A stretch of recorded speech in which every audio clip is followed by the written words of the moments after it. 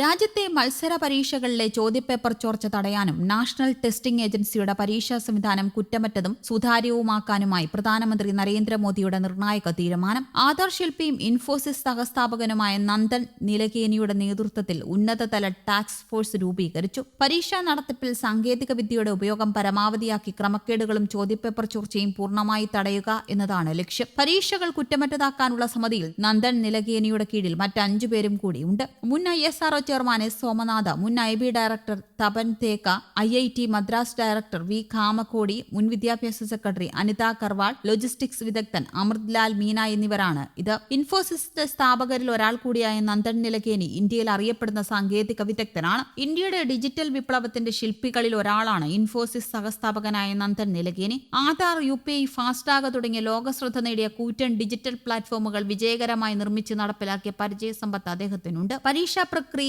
മനുഷ്യ ഇടപെടലുകൾ കുറച്ച് സാങ്കേതിക വിദ്യ പൂർണ്ണമായി ഉപയോഗിച്ചാൽ ചോദ്യപേപ്പർ ചോർച്ചയും ക്രമക്കേടുകളും പ്ലഗ് ചെയ്യാൻ സാധിക്കും എന്നതിനാലാണ് പ്രധാനമന്ത്രി നേരിട്ട് നിലകേനിയെ ചുമതലപ്പെടുത്തിയത്. ദീർഘകാലം ഇന്ത്യയിലെ ടെക് ഭീമന്മാരിലൊന്നായ ഇൻഫോസിസിന്റെ സിഇഒയും ചെയർമാനും കൂടിയായിരുന്നു അദ്ദേഹം. നിരവധി സോഫ്റ്റ്വെയറുകളുടെ സൃഷ്ടിക്ക് പിന്നിൽ പ്രവർത്തിച്ചയാൾ സാങ്കേതിക വിദ്യയുടെ ശക്തമായ ഉപയോഗത്തിലൂടെ പരീക്ഷാ സംവിധാനം കൂടുതൽ വിശ്വസനീയവും സുതാര്യവുമാക്കുകയാണല്ലോ ലക്ഷ്യം. അതിന് നന്ദൻ നിലകേനിയോളം പോന്ന ഒരാൾ ഇന്ന് ഇന്ത്യയിലില്ല. കറകളഞ്ഞ വ്യക്തിത്വം കൂടിയാണ് നന്ദൻ നിലകേനി. ഇന്ത്യക്കാർക്ക് ഒരു വിശ്വസനീയവും ആർക്കും അനുകരിക്കാൻ കഴിയാത്തതുമായ തിരിച്ചറിയൽ കാർഡ് ഉണ്ടാക്കാൻ തീരുമാനിച്ചപ്പോൾ മോദി കൊണ്ടുവന്നത് നന്ദൻ നിലകേനിയാണ്. ഇന്നും ഇന്ത്യക്കാരുടെ ഏറ്റവും വിശ്വാസ്യതയുള്ള തിരിച്ചറിയൽ കാർഡായി ആധാർ കാർഡ് നിലകൊള്ളുന്നു. ലോകത്തിലെ ഏറ്റവും വിപുലമായ ബയോമെട്രിക് ഡിജിറ്റൽ തിരിച്ചറിയൽ സംവിധാനവുമാണ് ആധാർ. പരീക്ഷാ കേന്ദ്രങ്ങളിലെ സുരക്ഷ ശക്തമാക്കുക, ചോദ്യപേപ്പറുകൾ ചോരാത്ത രീതിയിൽ ഡിജിറ്റലൈസ് ചെയ്യുക, ഫലപ്രഖ്യാപനം വരെയുള്ള പ്രക്രിയകൾ പൂർണ്ണമായും സുതാര്യമാക്കുക എന്നിവയിൽ ഈ സംഘത്തിന്റെ ശുപാർശകൾ നിർണായകമാകും. പരീക്ഷാ പേപ്പർ വിതരണത്തിലെയും മറ്റ് ലോജിസ്റ്റിക് കാര്യങ്ങളിൽ അമൃത്ലാൽ മീനയ്ക്ക് ഏറെ നിർദ്ദേശങ്ങൾ നൽകാനും അത് നടപ്പിലാക്കുന്നുണ്ടോ എന്നും പരിശോധിക്കാൻ സാധിക്കും.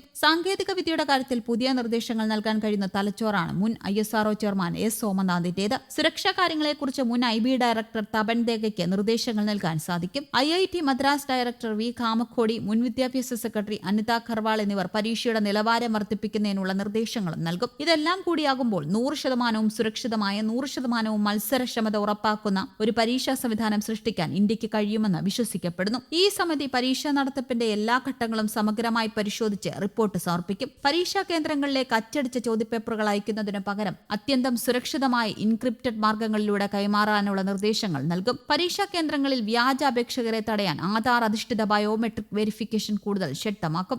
NTAയുടെ പ്രവർത്തന ശൈലിയും സുരക്ഷാ പ്രോട്ടോകോളും പുനഃസംഘടിപ്പിക്കുക, ചോർച്ചകൾ തടയാൻ വൻകിട സൈബർ സുരക്ഷാ കവചം തീർക്കുക, സാങ്കേതിക വിദ്യ, ദേശീയ സുരക്ഷാ, വിദ്യാഭ്യാസം, ലോജിസ്റ്റിക്സ് എന്നീ മേഖലകളിൽ നിന്നുള്ള പ്രതിഭകളെയാണ് സമിതിയിൽ ഉൾപ്പെടുത്തിയിരിക്കുന്നത്. പരീക്ഷാ വിവാദങ്ങളെ തുടർന്ന് വിദ്യാഭ്യാസ മന്ത്രി ധർമ്മേന്ദ്ര പ്രധാൻ രാജിവെച്ചതിന് തൊട്ടു പിന്നാലെയാണ് പ്രധാനമന്ത്രി പ്രഖ്യാപനം നടത്തിയത്. സമിതി രൂപീകരണത്തിന് പുറമെ പരീക്ഷാ തട്ടിപ്പുകൾ തടയാനായി ചോദ്യപേപ്പർ ചോർത്തുന്നവർക്കെതിരെ കടുത്ത ശിക്ഷ ഉറപ്പാക്കുന്ന പുതിയ നിയമനിർമ്മാണവും നിർദ്ദേശിച്ചിട്ടുണ്ട്. പരീക്ഷാ ക്രമക്കേടുകളിൽ പങ്കാളികളാവുന്ന അധ്യാപകർ, കേന്ദ്ര മേധാവികൾ, ഏജൻസികൾ എന്നിവർക്കെതിരെ ജാമ്യമില്ലാ വകുപ്പുകൾ പ്രകാരം കേസെടുക്കും. തട്ടിപ്പ് സംഘങ്ങളുടെ സ്വത്തുവകകൾ കണ്ടുകെട്ടാനും പ്രായപൂർത്തിയായ കുറ്റവാളികൾക്ക് ചുരുങ്ങിയത് 3 മുതൽ 10 വർഷം വരെ തടവും കോടികളുടെ പിഴയും വ്യവസ്ഥ ചെയ്യുന്ന നിയമനിർമ്മാണം ശക്തമായി നടപ്പിലാക്കും. പാളിപ്പോയ പരീക്ഷാ സംവിധാനത്തോടുള്ള വിദ്യാർത്ഥികളുടെയും രക്ഷിതാക്കളുടെയും നഷ്ടപ്പെട്ട വിശ്വാസം തിരികെ കൊണ്ടുവരിക എന്ന വലിയ ദൌത്യമാണ് ഈ സമിതിക്ക് മുന്നിലുള്ളത്. പ്രധാനമന്ത്രി നരേന്ദ്രമോദി ഈ വിഷയത്തിൽ നേരിട്ട് ഇടപെട്ടതോടെയാണ് പ്രശ്നങ്ങളിൽ പലതിനും വേഗത്തിൽ പരിഹാരമുണ്ടായി തുടങ്ങിയത്. ഇപ്പോൾ കേന്ദ്രമന്ത്രി ധർമ്മേന്ദ്ര പ്രധാൻ രാജിവെച്ചതിലും പരീക്ഷ കുറ്റമറ്റ രീതിയിൽ നടത്തുന്നതിനുള്ള സംവിധാനങ്ങൾ ആവിഷ്കരിക്കുന്നതിലുമെല്ലാം ഈ ഇടപെടൽ